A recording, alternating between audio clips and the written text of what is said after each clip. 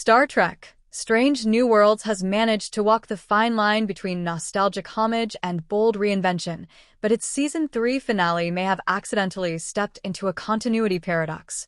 The emotional mind meld between Spock and Kirk is arguably the most powerful scene in the series so far, deepening their legendary friendship and exploring new dimensions of trust. Yet, it also creates a notable contradiction with a key moment from Star Trek, the original series, TOS, where Spock claimed he had never used such a technique on a human before.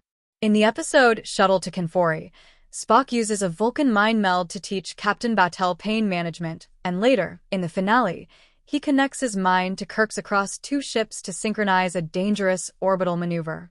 This intense telepathic bond between the two Starfleet officers feels both intimate and heroic, but longtime fans immediately recognized a continuity issue. In TOS Season 1's Dagger of the Mind, Spock explicitly calls the mind meld an ancient Vulcan technique he has never performed on a human.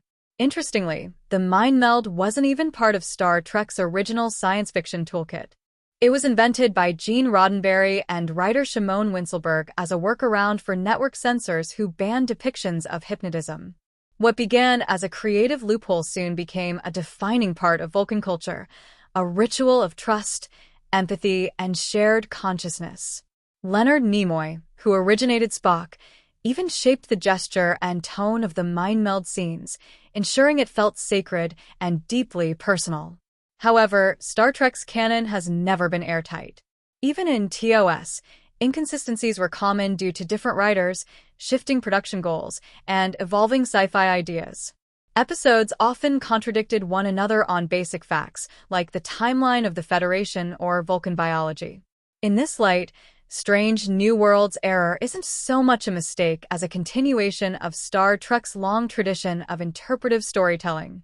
Fans who value strict canon might see the Spock-Kirk mind meld as impossible, but others interpret it as an early experiment, perhaps a proto-version of the technique Spock would later refine.